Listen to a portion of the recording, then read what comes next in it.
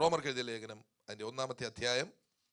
പ്രത്യേകാൽ ഈ പകൽക്കാലം ദൈവത്തിൻ്റെ സത്യം എന്ന് പറയുന്ന ഒരു വിഷയം പറഞ്ഞ് നിങ്ങളെ ബലപ്പെടുത്തുവാൻ, പരിശുദ്ധാത്മാവിൻ്റെ ക്രിയകൾ വെളിപ്പെടുത്തുവാൻ ഞാൻ കർത്താവിൽ താല്പര്യപ്പെടുന്നു. ദ ട്രൂത്ത് ഓഫ് ഗോഡ്, ദൈവത്തിൻ്റെ സത്യം. നമുക്ക് നോക്കാം. റോമർക്ക് എഴുതിയ ലേഖനം 1-ാം അധ്യായത്തിൻ്റെയും 4-ാമത്തെ അധ്യായം വരെയുള്ള എല്ലാ വസ്തുതകളുടെയും അടിസ്ഥാനം റോമർ 1:16 നിങ്ങൾക്ക് കാണാം. നിങ്ങൾക്ക് കാണാതെ അറിയാവുന്ന ഭാഗമാണ്, അല്ലെങ്കിൽ കാണാതെ പഠിക്കണം. നമ്മളിവിടെ ആയിരിക്കുന്നതിൻ്റെ എല്ലാം കാരണം 16-ാമത്തെ വാക്യത്തിനകത്ത് വ്യക്തമാണ്. പൗലോസ് പറയുകയാണ്, സുവിശേഷത്തെക്കുറിച്ച് എനിക്ക് ലജ്ജ ഇല്ല. സുവിശേഷത്തെക്കുറിച്ച് ലജ്ജ ഇല്ലാത്തവർക്കായി ദൈവത്തെ സ്തുതിക്കുന്നു. അതുകൊണ്ടാണല്ലോ ഈ പകൽക്കാലം പേരില്ലാത്ത, നാടില്ലാത്ത, ഊരില്ലാത്ത ഈ സഭയിൽ കടന്നു വരാൻ നിങ്ങൾ ഇടയായത്. അതിനായി ദൈവത്തെ സ്തുതിക്കുന്നു. ദൈവം നിങ്ങളെ അനുഗ്രഹിക്കട്ടെ. സുവിശേഷത്തെക്കുറിച്ച് എനിക്ക് ലജ്ജയില്ല. അപ്പോസ്തലനായ പൗലോസ് ശക്തിയോടെ പറയുക, എനിക്ക് സുവിശേഷത്തെക്കുറിച്ച് ലജ്ജയില്ല. എന്നിട്ട് അദ്ദേഹം പറയുകയാണ്, സുവിശേഷത്തിന്റെ പ്രത്യേകതയെക്കുറിച്ച് പറയുകയാണ്, വിശ്വസിക്കുന്ന ആർക്കും അത് ആദ്യം യഹൂദനും പിന്നെ യവനനും രക്ഷയ്ക്കായി ദൈവത്തിന്റെ ശക്തി അത്രേ. സുവിശേഷത്തിന്റെ പ്രത്യേകത 1, എല്ലാവർക്കും ഉള്ളതാ. 2, അത് രക്ഷയ്ക്കായിട്ടുള്ളതാ. 3, അത് ദൈവത്തിന്റെ ശക്തിയാ. സ്തോത്രം. സുവിശേഷം ഉള്ളിടത്ത് ദൈവത്തിന്റെ ശക്തിയുണ്ട്. ദൈവത്തിന്റെ ശക്തിയുണ്ട്, വിടുതലുണ്ട്, ആശ്വാസമുണ്ട്, പരിഹാരമുണ്ട്. ഇന്ന് പകൽക്കാലം സഭയിലുള്ള ചിലരോട് ഞാൻ വിളിച്ചു പറയട്ടെ, ദൈവ പൈതലേ, പരിഹാരമില്ലാത്തൊരു വിഷയവുമില്ല. പരിഹാരമില്ലാത്തൊരു വിഷയവുമില്ല. ദൈവത്തിന്റെ ശക്തി, ദൈവത്തിന്റെ സുവിശേഷത്തിലുണ്ട്. നിങ്ങൾ പ്രാർത്ഥിക്കേണ്ടത്, കർത്താവേ, സുവിശേഷം എന്റെ ജീവിതത്തിൽ ശക്തമായി വെളിപ്പെടണമേ. ഹല്ലേലൂയ. സുവിശേഷത്തിന്റെ പ്രത്യേകത, അത് സത്യമത്രേ, അത് ദൈവത്തിന്റെ സത്യമത്രേ. ദൈവത്തിന്റെ സത്യം നിങ്ങൾ അറിയുകയും സത്യം നിങ്ങളെ സ്വതന്ത്രരാക്കുകയും ചെയ്യും. ദൈവത്തിന് സ്തോത്രം. എന്തുകൊണ്ടാ താൻ സുവിശേഷം പറയുന്നത് എന്നുള്ളതാണ് 18-ാമത്തെ വാക്യത്തിൽ നമ്മൾ താഴോട്ട് വായിക്കുന്നത്. 18 മുതൽ 22 വരെയുള്ള വാക്യങ്ങൾ നമ്മൾ വായിക്കുമ്പോൾ മനുഷ്യൻ ദൈവത്തിന്റെ സാന്നിധ്യത്തിൽ നിന്ന് കുറഞ്ഞു വരുന്നതായിട്ട് നമുക്ക് കാണാൻ സാധിക്കും.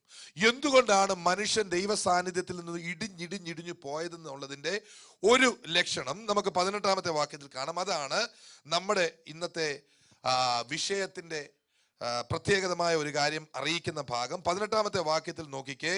അനീതി കൊണ്ട് എന്തിനെയോ തടുക്കുന്ന മനുഷ്യരുടെ, അനീതി കൊണ്ട് എന്തിനെ തടുക്കുന്നതാ? സത്യത്തെ തടുക്കുന്ന മനുഷ്യരുടെ. അതവിടെ നിൽക്കട്ടെ. സുവിശേഷം വെളിപ്പെട്ടത് എന്തുകൊണ്ടാ? സുവിശേഷം വെളിപ്പെട്ടത് ദൈവത്തിന്റെ ശക്തി വെളിപ്പെടാൻ വേണ്ടിയിട്ടാ. സുവിശേഷം വെളിപ്പെട്ടത് ദൈവത്തിന്റെ സത്യം വെളിപ്പെടാനും ഉറയ്ക്കാനും വേണ്ടിയിട്ടാ. ദൈവം സുവിശേഷം അയച്ചത് മനുഷ്യനെ രക്ഷിക്കാൻ വേണ്ടിയിട്ടാ. മനുഷ്യനെ എന്തിൽ നിന്ന് രക്ഷിക്കാൻ വേണ്ടിയിട്ടാ? ഈ പകൽക്കാലം ദൈവമക്കളെ കേൾക്കണമേ, ഭോഷ്കിൽ നിന്നും വിടുവിക്കാനാ ദൈവം സുവിശേഷം അയച്ചത്. പകൽക്കാലം ഞാൻ നിങ്ങളോട് സത്യം പറയാം, സത്യമേ പറയത്തുള്ളൂ. ദൈവമാണ് സത്യം, ദൈവം പറയുന്നതാണ് സത്യം. ബാക്കി എല്ലാം സാഹചര്യവും വസ്തുതകളും മാത്രമാണ്. ഇത് നിങ്ങൾ തിരിച്ചറിയുമ്പോൾ നിങ്ങളുടെ ജീവിതമാകെ മാറുക. എന്റെ ശരീരം ഇന്ന് പകൽക്കാലം എഴുന്നേറ്റപ്പോൾ ഒന്നുകൂടെ ഉറങ്ങിയാൽ എന്നൊരു ചിന്ത എന്റെ ശരീരം എന്നോട് പറഞ്ഞു. എന്തിനാ നേരത്തെ എഴുന്നേറ്റ് പോകുന്നു? കുറച്ചുകൂടെ ഒന്ന് കിടന്നാൽ എന്താ? എന്നിട്ട് ഒരു കാര്യം കൂടെ ശരീരം പറഞ്ഞു, പ്രായമൊക്കെ ആവുമല്ലേ. ഞാൻ പറഞ്ഞത് എന്റെ ശരീരം എന്നോട് പറയുന്ന ഒരു സത്യമാണ്. എന്നാൽ ദൈവത്തിന്റെ വചനം പറയുന്ന യഥാർത്ഥത്തിലൊരു സത്യമുണ്ട്. യഹോവയെ കാത്തിരിക്കുന്നവർ അവർ ശക്തിയെ പുതുക്കും, അവർ കഴുകന്മാരെ പോലെ ചിറകടിച്ചു കയറും. അതുകൊണ്ട് റിവൈവൽ സഭയിൽ മാത്രമല്ല, സത്യം വിശ്വസിക്കുന്ന എല്ലാവരും അറിയണം. മോശയുടെ പ്രമാണത്തിന് കീഴിൽ നിന്ന കാലേബ് പോലും 80-ാം വയസ്സിൽ മല ചോദിച്ചെങ്കിൽ, പുതിയ നിയമത്തിൽ മരണത്തെ അതിജീവിച്ച യേശുവിന്റെ നാമം പറയുന്ന നമ്മൾ അതികാലത്ത് 4 മണിക്ക് എഴുന്നേറ്റ് ദൈവത്തെ തുള്ളിച്ചാടി ആരാധിക്കുന്നവരായി തീരും. നമ്മളും നമ്മുടെ മക്കളും അതികാലത്ത് എഴുന്നേറ്റ് ദൈവത്തെ സ്തുതിക്കുന്നവരായി തീരുമെന്ന് ഈ പകൽക്കാലം യേശുവിന്റെ നാമത്തെ വിളിച്ചു പറയുന്നു. ഓ സ്തോത്രം. നമ്മുടെ ദേവദാസന്മാരെ എനിക്ക് ഒത്തിരി ഇഷ്ടമുള്ള ഒരു കാര്യം, ഇവർ 2 പേരും അധികാലത്ത് എഴുന്നേൽക്കുന്നവര്. അതിൽ ഒരാള് തന്റെ മക്കളെ രാത്രി 6 മണിക്ക് ശേഷം കിടത്തുകയല്ല, എഴുന്നേക്കെന്ന് പറയും. അതൊക്കെ ഞാൻ അറിയും. ദൈവത്തിന് സ്വന്തം അങ്ങനെയുള്ളവർക്ക് ഞാൻ ദൈവത്തെ സ്തുതിക്കുന്നു. ശരീരത്തിന് എത്ര വയ്യായ്മയുണ്ടെങ്കിലും അതൊരവസ്ഥയാ. ക്യാൻസർ ഒരവസ്ഥയാ, മനസ്സിന്റെ പ്രയാസം ഒരവസ്ഥയാ. എന്നാൽ സത്യം അതിനേക്കാൾ ശ്രേഷ്ഠമാണ്. ഹല്ലേലൂയ.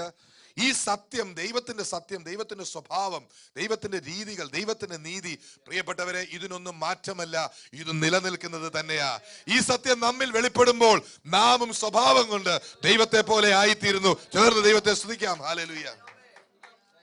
ഈ സത്യം അറിയാവുന്നത് കൊണ്ടാണ് പൗലോസ് പറഞ്ഞത്, കർത്താവ് എന്നെ സുവിശേഷം ഏൽപ്പിച്ചിരിക്കുക.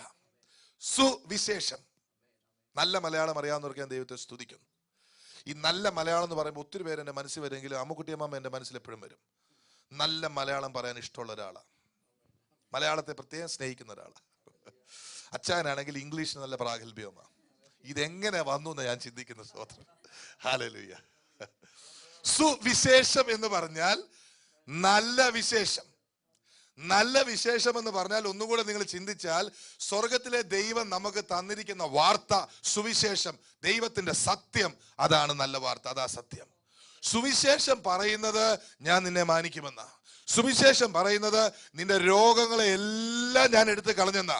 നിന്റെ ശരീരത്തിൽ എന്ത് പ്രശ്നമുണ്ടെങ്കിലും, നിന്റെ അവസ്ഥയ്ക്ക് എന്ത് പ്രശ്നമുണ്ടെങ്കിലും, യേശുക്രിസ്തുവിൽ നീ വിശ്വസിക്കുന്നത് കൊണ്ട്, വിശ്വസിക്കുന്നവർക്ക് വേണ്ടി വ്യാപരിക്കുന്ന ദൈവത്തിന്റെ ശക്തിയാൽ ഈ പകൽക്കാലം ഇവിടെ സൗഖ്യം വ്യാപരിച്ചുകൊണ്ടിരിക്കുക. ദൈവത്തിന്റെ സ്തോത്രം. ഈ ഉറപ്പ് നമ്മുടെ ഉള്ളിൽ വരണമെന്നൊരു ഒറ്റ ചിന്ത കർത്താവിന്. ഈ സത്യം ചില സമയത്ത് എതിർക്കപ്പെടും. അങ്ങനങ്ങ് പറയണോ? അങ്ങനങ്ങ് സത്യത്തെ മുറുകെ പിടിക്കണോ? ചിലര് പറയാറില്ലേ, നിങ്ങൾ എന്തിനാ ഈ തലനാരി ഇഴ കീറി സത്യത്തെ പഠിക്കുന്നത്? ഉത്തരമുണ്ട്. യേശു പറഞ്ഞു, നിങ്ങൾ എൻ്റെ വചനത്തിൽ നിലനിന്നാൽ നിങ്ങൾ സത്യം അറിയും. അപ്പൊ ഈ വചനത്തിൽ നിലനിൽക്കാൻ വേണ്ടിയിട്ടാണ് ഞങ്ങൾ ഈ തലനാരിഴ കീറുന്നത്. Praise the lord. തലനാരിഴ കീറുമ്പോൾ അനുഗ്രഹിക്കപ്പെട്ട ഒത്തിരി കാര്യങ്ങൾ അതിനകത്ത് കാണാൻ പറ്റും. കഴിഞ്ഞ ദിവസം പിശാച് എന്നെ വെല്ലുവിളിച്ചു. നിങ്ങൾ കേൾക്കും, ഇങ്ങേർക്ക് എപ്പോഴും പിശാചുമായിട്ടാണ് പരിപാടി. എനിക്ക് പരിപാടി ഉണ്ടായില്ല, എനിക്ക് അവരുടെ പുള്ളിയുമായിട്ട് ഒരു ബന്ധവുമില്ല. പുള്ളി എൻ്റെ പുറകെ കൂടിയേക്ക്. സ്തോത്രം. നിങ്ങൾ അറിഞ്ഞു, അതും നമ്മുടെ കൂട്ടായ്മയിലുള്ള എങ്ങോ കിടക്കുന്ന കൂട്ടായ്മയിൽ. അപ്പൊ പുള്ളി എന്നെ വെല്ലുവിളിച്ച് ചോദിച്ചൊരു ചോദ്യം നിങ്ങൾ അറിയണം. പുള്ളിക്ക് സത്യം അറിയാമെന്ന പുള്ളിയുടെ ധാരണ. പുള്ളി എന്നോട് വെല്ലുവിളിച്ച് ചോദിച്ചത്, പാസ്റ്റർ ഏത് വേദപുസ്തകം വായിച്ചെന്ന് അറിഞ്ഞാൽ കൊള്ളാം. അപ്പൊ പുള്ളിക്ക് എന്നെ കുറിച്ചല്ല വിഷയം, നമ്മുടെ കൂട്ടായ്മയുള്ളവരെ കുറിച്ച വിഷയം. അപ്പൊ ഞാൻ മനസ്സിൽ വിചാരിച്ചു, ഇദ്ദേഹത്തിനെ ഏൽപ്പിക്കാത്തതിനെ കുറിച്ച് പുള്ളി എന്തിനാ പ്രയാസപ്പെടും? എന്നെ അല്ലേ ഏൽപ്പിച്ചേക്കുന്നത്? ചേർന്ന് സ്വതന്ത്രം പറഞ്ഞു.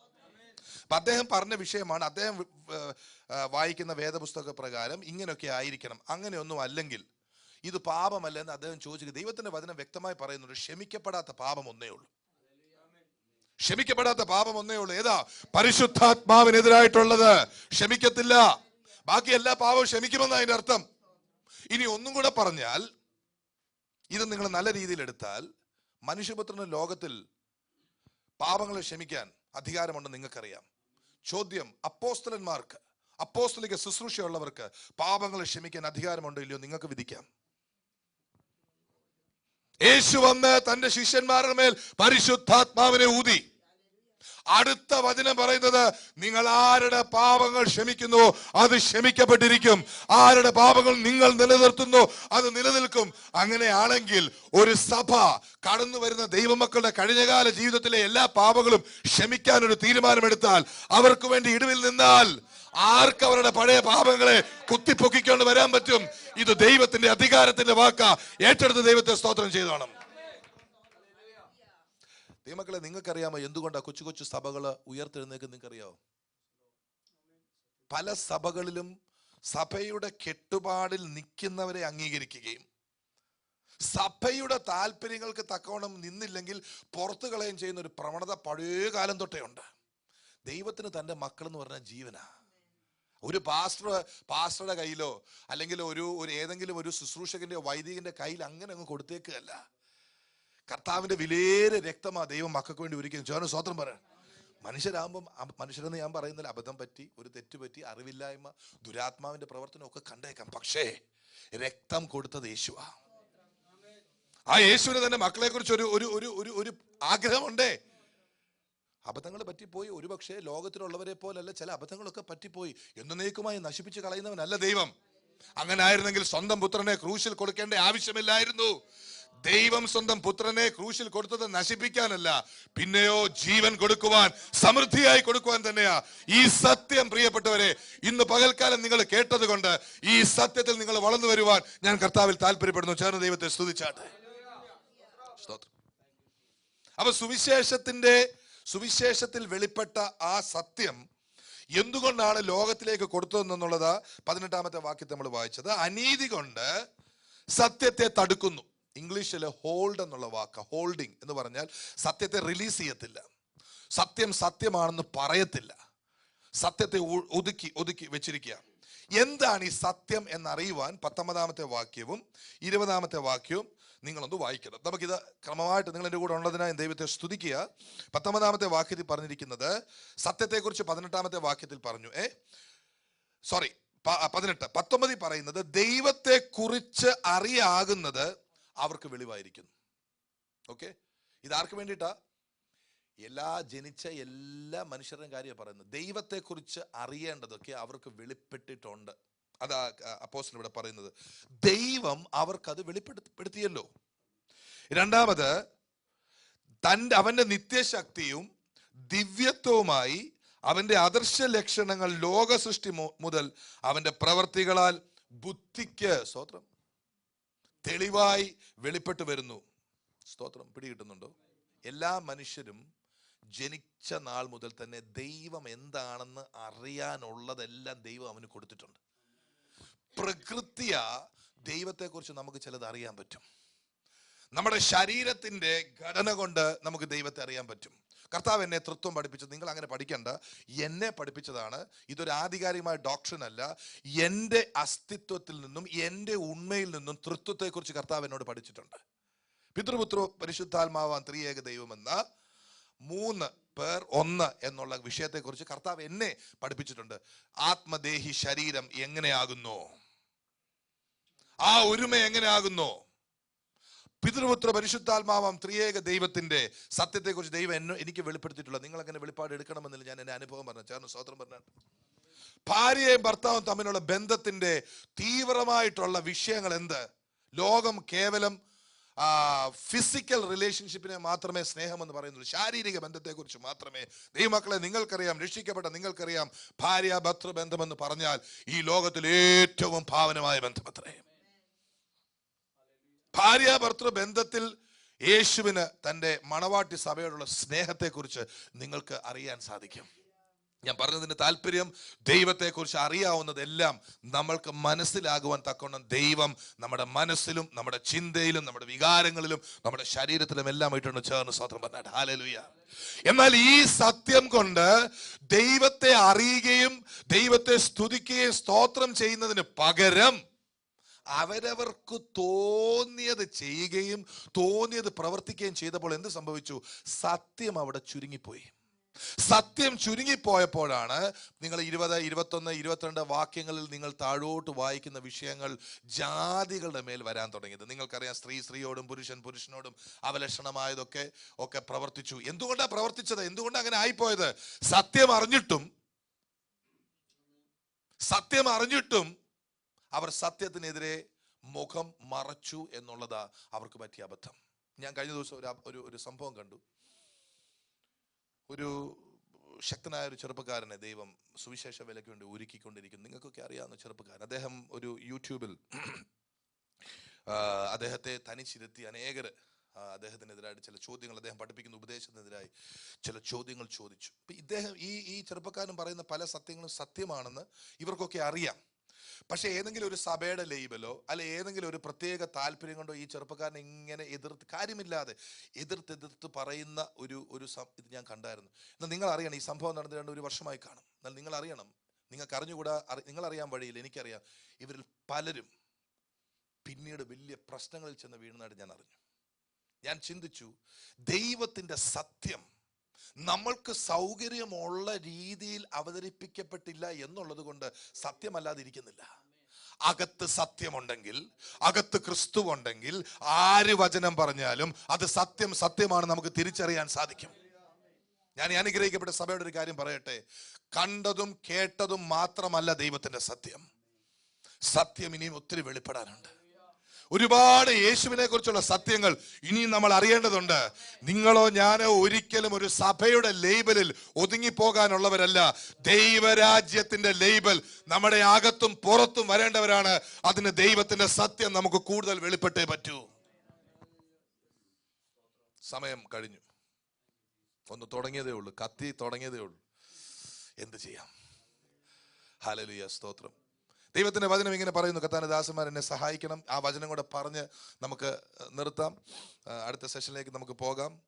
യോഹന്നാന്റെ സുവിശേഷത്തിൽ പറഞ്ഞിരിക്കുന്നു, നിങ്ങൾ എൻ്റെ വചനത്തിൽ നിൽക്കുകയും അതിൽ തുടരുകയും ചെയ്താൽ നിങ്ങൾ എൻ്റെ ശിഷ്യന്മാരായിരിക്കും, നിങ്ങൾ അധികം ഫലം കായ്ക്കുമെന്നൊരു വചനമാണ്. ഞാനത് അവസാനം പറയാനിരുന്ന സമയം എടുത്തത് കൊണ്ട് യോഹന്നാൻ 14 വായിച്ചു എടുത്തോ. ഈ വാക്യം നോക്കിയാട്ട്, തന്നിൽ വിശ്വസിച്ച യഹൂദന്മാരോട് എന്റെ വചനത്തിൽ നിലനിൽക്കുന്നു എങ്കിൽ നിങ്ങൾ വാസ്തവമായി എന്റെ ശിഷ്യന്മാരായി സത്യം അറിയുകയും സത്യം നിങ്ങളെ സ്വന്തന്മാരാക്കുകയും ചെയ്തു. ശ്രദ്ധിക്കണം, യഹൂദന്മാരോട് സംസാരിക്കുന്നതെന്ന് യോഹന്നാൻ അപ്പോസ്തലൻ എടുത്തു പറയുന്നതിനകത്തൊരു കാര്യമുണ്ട്. കാരണം യഹൂദന്മാർക്ക് സത്യത്തെക്കുറിച്ച് ഒത്തിരി അറിവുള്ളവരാണ്. നിങ്ങൾ യഹൂദന്മാരുടെ സത്യത്തിന്റെ അറിവിനെ കുറിച്ച് റോമർക്ക് എഴുതിയ ലേഖനം 2-ാം അധ്യായത്തിലേക്ക് ഒന്ന് പോയാൽ നിങ്ങൾക്ക് കാണാൻ പറ്റും. യേശുവിന്റെ നാമത്തിൽ സൗഖ്യമാകട്ടെ. You are fine. യഹൂദന്മാർക്ക് സത്യത്തെക്കുറിച്ചുള്ള അറിവിനെ കുറിച്ച് റോമർക്ക് എഴുതിയ ലേഖനം 2-ാം അധ്യായത്തിൽ വളരെ വ്യക്തമായി വായിക്കാൻ ഞാൻ നിങ്ങൾക്ക് കാണിച്ചു തരാം.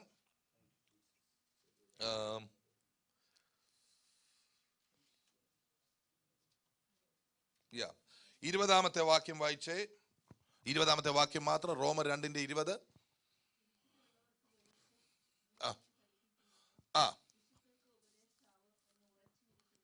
പൗലോസ് തന്റെ സ്വന്തം ജാതിയെ കുറിച്ച് എഴുതിയിരിക്കുന്ന പ്രത്യേകമായിട്ടുള്ള നിർവചനമായത്. ഇരുട്ടിലുള്ളവർക്ക് വെളിച്ചം ആര്? യഹൂദന്മാർ ഒരു സമയത്ത് ഇരുട്ടിലുള്ള ജാതികൾക്ക് വെളിച്ചവും മൂഢരെ പഠിപ്പിക്കുന്നവരും ശിശുക്കൾക്ക് ഉപദേഷ്ടാവ് എന്നും അവരെ കുറിച്ച് തന്നെ വിചാരിച്ചു. എത്ര പേർക്ക് മനസ്സിലായി? അങ്ങനെയുള്ള ഒരു ജനതയുടെ നടുവിൽ നിന്നാണ് യേശു പറയുന്നത്. എന്താ പറയുന്നത്? നിങ്ങൾ എന്റെ വചനം, ഇപ്പൊ എടുത്ത വചനം വായിച്ചേ. നിങ്ങൾ എന്റെ വചനം, അതിന്റെ മുമ്പ് നിങ്ങൾ എന്റെ വചനത്തെ കുറിച്ച് കർത്താവ് പറയുന്നുണ്ടല്ലോ. തന്നിൽ വിശ്വസിച്ച യഹൂദന്മാർ, ശ്രദ്ധിക്കണേ, തന്നിൽ വിശ്വസിച്ച യഹൂദന്മാരുടെ പ്രത്യേകമായിട്ടുള്ള സ്വഭാവങ്ങൾ ഇവിടെ കാണുന്നു. എത്ര പേർക്ക് എന്റെ കൂടെ വരാൻ പറ്റുന്നുണ്ട്? യേശു യഹൂദന്മാരുടെ ഇടയിൽ പ്രസംഗിച്ചപ്പോൾ അവർക്ക് അവരെ കുറിച്ച് തന്നെ ഉണ്ടായിരുന്ന ഒരു ബോധ്യമാണ്, ഞങ്ങൾ ഇരുട്ടിലുള്ളവർക്ക് വെളിച്ചമാ. സത്യമാ. അന്ധകാരത്തിൽ കിടക്കുന്ന ജാതികൾക്ക് യഹൂദന്മാരെ സംബന്ധിച്ചിട്ട് അവർക്ക് ഏതാണ്ടൊക്കെ അറിയാം. അവർക്ക് കൽപ്പനകളൊക്കെ കിട്ടിയിട്ടുണ്ട്. ദൈവത്തിൽ നിന്ന് നേരിട്ട് കൽപ്പന കിട്ടിയവരാ. അനേകം അരുളപ്പാടുകൾ കർത്താവിൽ നിന്ന് ലഭിച്ചവരാ. അവരിച്ചിരി സംതിങ് തന്നെയാ. സ്തോത്രം. എന്നാൽ അവരുടെ മധ്യത്തിൽ നിന്ന് യേശു എന്താ പറയുന്നറിയോ? വായിച്ചു നിങ്ങൾ ആ ഒരാളുടെ ഭാഗം എടുത്ത് വെച്ചാട്ട്. ഈ കൂട്ടത്തിൽ നിന്ന് ഒരു ഗ്രൂപ്പ് യേശുവിനോട് അങ്ങ് ചേർന്നു എന്ന് പറഞ്ഞാൽ അവർ യേശുവിന്റെ പുറകെ നടക്കുന്നുണ്ട്. യേശു കർത്താവ് ആരാളെന്ന് നിങ്ങൾക്കറിയോ? യേശു കർത്താവ് അങ്ങനെ കണ്ടാലൊന്നും വീഴുന്ന ആളൊന്നുമല്ല. നമ്മള് 100 പേരെ കാണുമ്പോൾ ചിലപ്പോൾ നമ്മൾ അയ്യോ എന്ന് പറഞ്ഞിരിക്കാം. നമ്മളൊരു 1000 പേരെ കാണുമ്പോൾ കർത്താവ് 1000 പേരെ തന്ന് സഭയെ അനുഗ്രഹിച്ചല്ലോ നമ്മൾ പറഞ്ഞേക്കാം. പക്ഷെ യേശു കർത്താവ് എങ്ങനെ നോക്കുന്നറിയോ? ആരവസാനം വരെ എൻ്റെ കൂടെ കാണും എന്ന യേശു കർത്താവ് നോക്ക്. ഹലോ, ഇത് പിടികിട്ടില്ല സഭയെ. നിങ്ങൾ ഇതങ്ങ് പിടികിട്ടിക്കാണ്. സഭയെ 10,000 പേരൊക്കെ വരും. ചിലർ അപ്പത്തിന് വേണ്ടി വരും, ചിലർ വീഞ്ഞിന് വേണ്ടി വരും. കർത്താവിന് വേണ്ടി വരുന്നവരാരുണ്ടെന്ന് കർത്താവ് ഇവിടെ ഉള്ളവരെല്ലാം അങ്ങനെ ആയിരുന്നു ഞാൻ വിശ്വസിക്കുക. ഈ അപ്പത്തിന് വേണ്ടി വരുന്നോണ്ട് കുഴപ്പമില്ല, വീഞ്ഞിന് വേണ്ടി വരുന്നോണ്ട് കുഴപ്പമില്ല. ഇതെല്ലാം ഇവിടെ തരും കർത്താവ്. ഇതുകൊണ്ടൊന്നും തൃപ്തരാകരുത്. വർഷങ്ങൾക്ക് മുമ്പ് കർത്താവ് എന്നെ പഠിപ്പിച്ചു, എടാ ഇതുകൊണ്ടൊന്നും നീ തൃപ്തനാകണ്ട. എന്നെ കൊള്ളാതെ, എന്നെ കൂടാതെ, എന്നെ കുറച്ചൊന്നും നീ തൃപ്തനാകരുത്. ഡോണ്ട് ബി ഒന്നിനെ കുറിച്ചും, കർത്താവിലല്ലാതെ ഒന്നിനെ കുറിച്ചും നിങ്ങൾ സാറ്റിസ്ഫൈഡ് ആകരുത്. ദൈവത്തിന് സ്തോത്രം. ഇത് കർത്താവിന് ആഗ്രഹമുണ്ട്. സ്വന്തം ജാതിയായ യഹൂദന്മാർ തന്റെ പുറകെ വരുന്നത് കണ്ടിട്ട് ഉള്ളിൽ കർത്താവ് വളരെ എക്സൈറ്റഡ് ആണെന്ന് എനിക്കറിയാം. ഒരു പക്ഷെ കർത്താവ് ചെന്ന പിതാവായ ദൈവത്തോട് പറഞ്ഞു, ഡാഡി ഒത്തിരി ആൾക്കാർ വരുന്നുണ്ട് കേട്ടോ. അപ്പൊ പിതാവ് പറഞ്ഞു കാണും, നീ അടുത്ത ദിവസം ഈ വചനം പറ. തന്നിൽ വിശ്വസിച്ച ജനത്തോട് യേശു എന്താ പറഞ്ഞു നോക്കണേ? എന്റെ വചനത്തിൽ നിലനിൽക്കുന്നു. ഈ എന്റെ വചനം എന്നെന്താ പ്രത്യേകത? ശ്രദ്ധിക്കണം. എന്റെ പുറകെ എന്റെ കൂടെ കൂടിയിരിക്കുന്നവരെ നിങ്ങൾ മോശയുടെ പ്രമാണം അനുസരിപ്പീൻ എന്നല്ല യേശു പറഞ്ഞത്. യേശുവിന്റെ വചനത്തിന് അമ്മാമ യാതൊരു അഡ്രസ്സും ആ കാലത്തില്ല. ഇവനെ ആരടാ റബ്ബിയാക്കിയത്? ഇവൻ ആ തച്ചന്റെ മകനല്ലയോ? ഇവൻ എവിടെ നിന്നാണ് ഈ വചനം പറയുന്നത് എന്നെല്ലാം വിചാരിച്ച് ഇവനെ ഇങ്ങനെ പരീക്ഷിച്ച് നിൽക്കുന്ന ആൾക്കാരുടെ നടുവിൽ യേശു തന്റെ അടുത്തോട് പറയുക, എന്റെ വചനം. സ്തോത്രം. മോശയുടെ ന്യായപ്രമാണമല്ല, എന്റെ വചനം അല്പം കൂടെ സ്റ്റാൻഡേർഡ് കൂടിയതാ. കൂടെ നടന്ന് നിങ്ങൾക്ക് മനസ്സിലായി കാണും. യേശു ശിഷ്യന്മാരോടൊക്കെ പറയാ, സാധാരണ യഹൂദന്മാര് വചനം പറഞ്ഞു, അവര് മോശയുടെ പ്രമാണം പഠിപ്പിച്ചു, അവിടെ രോഗി സൗഖ്യമായില്ല, ഭൂതം വിട്ടുപോയില്ല, തളർവാദക്കാരൻ എഴുന്നേറ്റില്ല. സ്വർഗത്തിലെ എന്റെ അപ്പൻ എനിക്ക് തന്നിരിക്കുന്ന വചനം വിളിച്ചു പറഞ്ഞപ്പോൾ രോഗികൾ സൗഖ്യമായി, മരിച്ചവർ എഴുന്നേറ്റു. അധികാരത്തിന്റെ ശുശ്രൂഷ.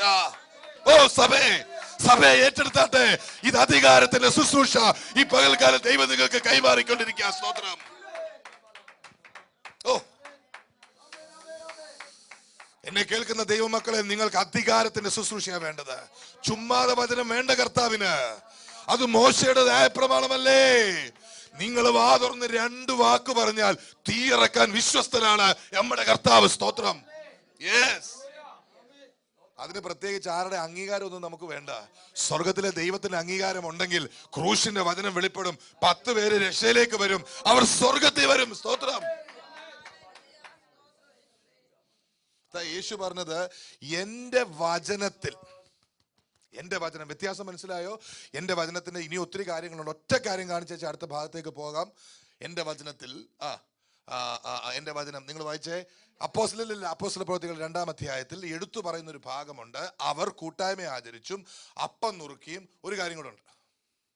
ആരോർക്കുന്നുണ്ട്? അപ്പോസ്തലന്മാരുടെ ഉപദേശത്തിൽ. സ്തോത്രം. അത് എടുത്ത് പരിശുദ്ധാത്മാവ് എഴുതിയിരിക്കുന്ന ഒരു കാര്യമുണ്ട്. അതുകൊണ്ടാണ് പലതരത്തിലുള്ള പാസ്റ്റർമാർ വരുമ്പോൾ ഞാനൊന്ന് പ്രാർത്ഥിക്കുന്നത്, കർത്താവ് ഇവരെന്തോ പഠിപ്പിക്കാൻ പോകുന്നു?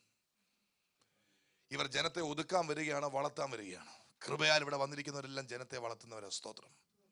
അപ്പോസ്തലന്മാരുടെ ഉപദേശം എന്ന് പറയുന്നതും പിൽക്കാലത്ത് നമുക്ക് വെളിപ്പെട്ടിരിക്കുന്ന റേമ വചനം എന്ന് പറയുന്നതും എല്ലാം ക്രിസ്തുവിന്റെ വചനമാണ്. സ്തോത്രം. അതാ യേശു പറഞ്ഞത്. തന്നിൽ വിശ്വസിച്ച യഹൂദന്മാരോട് യേശു എന്റെ വചനത്തിൽ, എന്റെ വചനത്തെ കുറിച്ച് ഞാൻ ഒന്ന് ടച്ച് ചെയ്തു, നിലനിൽക്കുന്നുവെങ്കിൽ. മക്കളെ, നിങ്ങൾക്കറിയാം, എനിക്കറിയാം, സത്യം അറിഞ്ഞിട്ട് അതിനകത്ത് നിലനിൽക്കാൻ ഇച്ചിരി പ്രയാസം. സ്നാനം സത്യമാണെന്ന് അറിയാം, പക്ഷേ യേശുവിനോട് എതിർപ്പൊന്നുമില്ല. പക്ഷേ സ്തോത്രം, വേർപെട്ട ആരാധന അത്യാവശ്യമാണെന്ന് അറിയാം.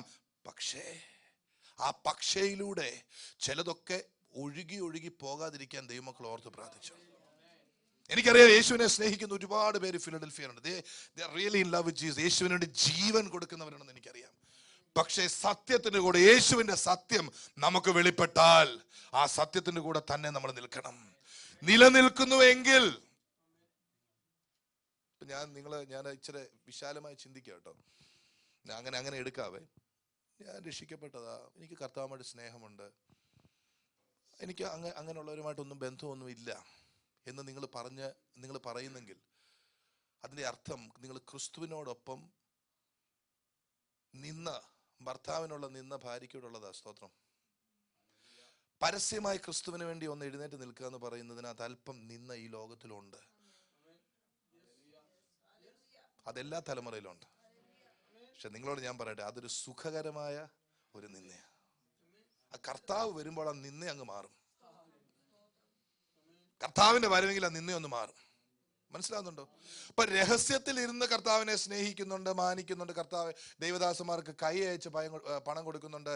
തൃശ്ശൂരുള്ളൊരു വിശ്വാസി, നല്ല മനുഷ്യനാണ് അദ്ദേഹം. നമ്മുടെ ബഹുമാനപ്പെട്ട PG അങ്കിളിന് എത്ര ലക്ഷം എഴുതി കൊടുക്കുന്നത്. പക്ഷെ അദ്ദേഹം ക്രിസ്തുവുമായി പരസ്യമായി ഒന്ന് ഐഡന്റിഫൈ ചെയ്യാൻ തയ്യാറാകുന്ന. നിങ്ങളോട് ഞാൻ പറയട്ടെ, നിങ്ങൾ പരസ്യമായി ക്രിസ്തുവിന് വേണ്ടി സാക്ഷ്യപ്പെടാൻ നിങ്ങൾ ഇറങ്ങിയിരിക്കുന്നവരാ.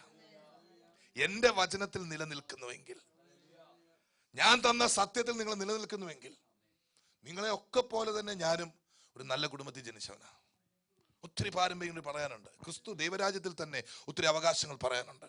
ഒത്തിരി മെത്രാച്ചന്മാരുടെ കഥ എനിക്കും പറയാനുണ്ട്. പക്ഷേ എൻ്റെ പൂർവ്വപിതാക്കന്മാർക്ക് എന്ന് ഞാൻ പറയുന്ന മറഞ്ഞു കിടന്ന ചില സത്യങ്ങൾ എനിക്ക് വെളിപ്പെട്ടപ്പോൾ, കർത്താവേ, എനിക്ക് സമൂഹം തരുന്ന മാന്യതയേക്കാൾ സത്യത്തിന് വേണ്ടി നിൽക്കാൻ ഞാൻ തീരുമാനിച്ചു എന്നൊരു സാക്ഷ്യം എനിക്ക് പറയാനുണ്ട്. ഒടുവിൽ നിലനിൽക്കുന്നത് സത്യം മാത്രമേ ഉള്ളൂ. നമ്മൾ ഈ കാണുന്ന സാഹചര്യങ്ങളൊക്കെ മാറും. ഇന്നലെ രാത്രി പ്രവചനാത്മാവിൽ വിളിച്ചു പറഞ്ഞു, ഫിലാഡൽഫിയയിലെ ഗതി മാറിക്കൊണ്ടിരിക്കുക. എത്ര പേരത് കേട്ടെന്ന് എനിക്ക് അറിഞ്ഞുകൂടാ. പണ്ട് ഫിലാഡൽഫിയ മലയാളി എന്ന് പറഞ്ഞാൽ നോർത്ത് ഈസ്റ്റിൽ കുറച്ച് പള്ളികള്, കുറച്ച് അത് ഇതിങ്ങനെയൊക്കെ പോകുമായിരുന്നു. ഞാൻ നിങ്ങളോട് ഇന്നും പറയുന്നു, വീണ്ടും വിളിച്ചു പറയുന്നു, ഈ സമവാക്യങ്ങളൊക്കെ മാറും. ദൈവത്തിന്റെ സത്യം വെളിപ്പെട്ടുകൊണ്ടിരിക്കുക. ഇന്ന് പകൽക്കാലം സമയം, ഈ സമയത്ത് അറിയിക്കാനുള്ളത് ഞാൻ അറിയിച്ചു. ദൈവത്തിന്റെ സത്യം നിങ്ങൾ അറിഞ്ഞെങ്കിൽ അതെന്തുമായിക്കൊള്ളട്ടെ. ദൈവത്തിന്റെ സത്യത്തിന് ഒരുപാട് മുഖങ്ങളുണ്ട്, അത് നമുക്ക് വരുന്ന ദിവസങ്ങളൊക്കെ നോക്കാം. പക്ഷെ ദൈവത്തിന്റെ സത്യം, നിങ്ങൾ അറിഞ്ഞ സത്യത്തിന് നിങ്ങൾ നിൽക്കാൻ തയ്യാറാണോ? നിങ്ങളൊരു സത്യം അറിഞ്ഞു, ആ സത്യം നിങ്ങളെ സ്വതന്ത്രരാക്കിയിട്ടുണ്ടോ? നിങ്ങൾ വേർപെട്ട് ആരാധിച്ചു, അതുകൊണ്ട് നിങ്ങൾക്കൊരു വിടുതൽ, അകത്തൊരു വിടുതൽ ഉണ്ടായോ? നിങ്ങൾ വേർപെട്ട് ആരാധിച്ചപ്പോൾ നിങ്ങൾ ജീവിതത്തിൽ വ്യത്യാസങ്ങൾ കണ്ടോ? യേശുവിന്റെ നന്മ നിങ്ങൾ കണ്ടോ? എങ്കിൽ ഓർത്തുകൊള്ളുക, നിങ്ങൾ സത്യത്തിലാണ് നിൽക്കുന്നത്. ഇന്ന് പകൽക്കാലം ഞാൻ വിളിച്ചു പറയട്ടെ, യേശു പകുതിക്ക് വെച്ചിട്ടിട്ട് പോകുന്നവനല്ല. ഒരു വിടുതൽ അവൻ പറഞ്ഞാൽ അത് പൂർത്തിയാക്കുന്നവനാണ് എന്റെ യേശു. അച്ഛാ, വാക്ക് പറഞ്ഞാൽ വഴിക്കിടുന്നവനല്ല യേശു. നിന്റെ കുടുംബത്തെ മുഴുവൻ രക്ഷിക്കുമെന്ന് യേശു പറഞ്ഞാൽ കുടുംബത്തെ മുഴുവൻ രക്ഷിക്കുന്നവനാണ് യേശു. ഭോഷ്ക് പറയാൻ അവൻ മനുഷ്യനല്ല. നമുക്ക് എഴുന്നേറ്റ് നിൽക്കാം. ഈ ശുശ്രൂഷ ഇങ്ങനെ അങ്ങ് പോയിരുന്നെങ്കിൽ ഞാൻ ആഗ്രഹിക്കും. അതിനുള്ള സമയം കർത്താവ് തരട്ടെ. കർത്താവിന്റെ ആ സത്യം എന്നിൽ വെളിപ്പെടണേ. നിങ്ങളൊന്ന് പ്രാർത്ഥിച്ചു, യേശുവേ, നിന്റെ സത്യം എനിക്കൊന്ന് വെളിപ്പെടണേ. നീ വെളിപ്പെടുത്തുന്ന സത്യത്തിനകത്ത് നിൽക്കുമ്പോൾ എനിക്ക് കൂടുതൽ സത്യം വെളിപ്പെടുന്നു എന്നൊരു സത്യം ഈ പകൽക്കാലം ഞാൻ കേൾക്കുന്നു. കേട്ട സത്യം മാത്രമല്ല, ഇനിയും അനേക സത്യങ്ങൾ എന്നിൽ വെളിപ്പെടുവാൻ ദൈവകൃപയ്ക്ക് എന്നെ തന്നെ കീഴ്പ്പെടുത്തുന്നു എന്ന് പ്രിയ ദൈവത്തിലെ നീ ഒന്ന് പറഞ്ഞാട്ടെ. ഇന്ന് പകൽക്കാലം ഞാൻ വിളിച്ചു പറയട്ടെ, നിന്നെ കൊണ്ട് കർത്താവിനൊരു ആവശ്യമുണ്ട്. ഇവിടെ ഇരിക്കുന്ന ചിലരോട് ഞാൻ വിളിച്ചു പറയട്ടെ, നിന്നെ നിലനിർത്തിയിരിക്കുന്നത് നിന്റെ സുഖഭോഗങ്ങളിൽ സമയം ചെലവഴിക്കാനല്ല. നിന്നെ നിലനിർത്തിയിരിക്കുന്നത് നിനക്ക് വെളിപ്പെട്ട സത്യം വിളിച്ചു പറയാനാ. നിനക്കറിയാവുന്ന സത്യം ലോകത്തോട് വിളിച്ചു പറയാനാ. ഇവിടെ നിൽക്കുന്ന പ്രിയപ്പെട്ട ദൈവമക്കളെ, ഈ പകൽക്കാലം ഞാൻ ക്രിസ്തുവിൽ ഒരു ആഹ്വാനം നിങ്ങളോട് സ്നേഹത്തോടെ വിളിച്ചു പറയുക. ഇന്ന് കർത്താവ് വന്നാൽ നിങ്ങൾ എടുക്കപ്പെടും, ഞാൻ എടുക്കപ്പെടും. ആ വിശ്വാസമുള്ളവർ ഇവിടെ ഉള്ളവരെല്ലാം. എന്നാൽ നിങ്ങൾ ഓർക്കണം, നമ്മുടെ ഫിലഡൽഫിയയിൽ ചുറ്റുമുള്ള പട്ടണങ്ങളിൽ യേശു വന്നാൽ ഞാൻ അവരെ അറിയുന്നില്ല എന്ന ലേബലിൽ വസിക്കുന്ന അനേകരുണ്ട്. ചില മദ്യപാനികളുടെ കാര്യം കർത്താവ് എന്നോട് പറയുന്നു. ചില മദ്യപാനികളുടെ കുടുംബത്തിലേക്ക് നിങ്ങൾക്ക് പോകാൻ മനസ്സുണ്ടോ എന്ന് യേശുവിന്റെ നാമത്തിൽ വിളിച്ചു ചോദിക്കുക. മദ്യത്തിന് അടിമയായി കിടക്കുന്ന ചില ഭവനങ്ങളിലേക്ക് ആര് പോകും? ആര് പോകും? നിങ്ങളൊരു തയ്യാറോടുകൂടി കരങ്ങളൊന്ന് ഉയർത്തി കർത്താവിനോട് പറയാ, യേശുവേ, ഒരു വാതിൽ തുറന്നാൽ ഞാൻ പോകാം. അറിയാവുന്ന സത്യം വിളിച്ചു പറയാം. കർത്താവ് നിങ്ങളെ ബലപ്പെടുത്തും. ഒരു വാതിൽ തുറക്കും, ഒരു വഴി തുറക്കും. നിങ്ങൾ പോയി പ്രാർത്ഥിച്ചാൽ, നിങ്ങൾ പോയി സംസാരിച്ചാൽ, ദൈവത്തിന്റെ വചനം നിങ്ങൾക്കുള്ളത് കൊണ്ട്, അഭിഷേകമുള്ളത് കൊണ്ട് നിങ്ങൾ പോയാൽ അവിടെ വലിയ വിടുതൽ നടക്കും. ഈ സത്യം ഞാൻ വിളിച്ചു പറഞ്ഞു. പുതിയ നിയമ ശുശ്രൂഷ ഒരു പൗലോസിനെയോ ഒരു പത്രോസിനെയോ മാത്രം ഉയർത്തുന്നതല്ല. പുതിയ നിയമസഭ ക്രിസ്തുവിന്റെ ശരീരത്തെ ഉയർത്തുന്നതാ. എന്ന് പറഞ്ഞാൽ ക്രിസ്തുവിന് കീഴ്പ്പെട്ടിരിക്കുന്നവരുടെ കൂട്ടമാണ് ക്രിസ്തുവിന്റെ സഭ. ക്രിസ്തുവിന്റെ ശിരസിൽ നിന്നും വരുന്ന എല്ലാ അഭിഷേകവും, എല്ലാ കൃപയും, എല്ലാ പ്രാഗൽഭ്യവും പൗലോസിനും പത്രോസിനും മാത്രമല്ല, എല്ലാവർക്കുമുണ്ട്. എന്നെ ഓർപ്പിക്കുന്നത് പോലെ ഞാനൊരു കാര്യം വിളിച്ചു പറയുക. പൗലോസ് കത്തെഴുതിയപ്പോൾ 16-ാമത്തെ അധ്യായം റോമർക്ക് എഴുതിയ ലേഖനത്തിൽ അദ്ദേഹം ചില സഹോദരിമാരുടെ കാര്യങ്ങൾ വിളിച്ചു പറഞ്ഞു. അവരുടെ പേരുകൾ ഫേബെ എന്നോ ഫീബി എന്നോ മറ്റോ. നിങ്ങൾ അറിഞ്ഞിരിക്കണം, അവർ അപ്പോസ്തലകളായിരുന്നു. പുരുഷന്മാർക്ക് മാത്രമല്ല അപ്പോസ്തലിക അധികാരം. ചേർന്ന് സ്വത്രം പറയുമോ? എന്നോടൊപ്പം എന്റെ സഹോദരന്മാർ സ്വത്രം പറയുമോ? അപ്പോസ്തലിക അധികാരം സഹോദരിമാർക്കുമുണ്ട്. അവർ പോയാലും വാതിലുകൾ തുറക്കും. അവർ പ്രാർത്ഥിച്ചാലും വഴികൾ തുറക്കും. അവർ നടന്നുപോയാലും സുവിശേഷം അറിയിക്കപ്പെടും. ഇതെന്റെ ദൈവത്തിന്റെ താല്പര്യമാ. പ്രിയപ്പെട്ടവരെ, ഇറങ്ങി പുറപ്പെടുക ദൈവമക്കളെ. ഞാൻ നിങ്ങളുടെ കൂടെ ഉണ്ടെന്ന് കർത്താവിനോട് പറയാ. നല്ല കർത്താവെ, ഈ പകലിനായി സ്തുതിക്കുന്നു. കർത്താവെ, സമയത്തിന്റെ പരിമിതി ഞങ്ങൾക്കറിയാവുന്ന രീതിയിലൊക്കെ ഞങ്ങൾ ചെയ്യുന്നു. ഇതിനൊരു വിശാലത നീ തരണമേ. നീ ആഗ്രഹിക്കുന്ന പക്ഷം മലയാള ശുശ്രൂഷയ്ക്ക് തന്നെ ഒരു വിശാലത തരണമെന്ന് ഞങ്ങൾ പ്രാർത്ഥിക്കുന്നു. കൂട്ടിക്കൊണ്ടുവന്ന മക്കൾക്കായി സ്തോത്രം. അടുത്ത സർവീസിനെ നീ അനുഗ്രഹിക്കണം. സകലത്തിനുമായ സ്തുതി യേശുവിൻ്റെ നാമത്തിൽ തന്നെ. ആമേൻ, ആമേൻ, ആമേൻ. കർത്താവ് നിങ്ങളെല്ലാവരും അനുഗ്രഹിക്കട്ടെ.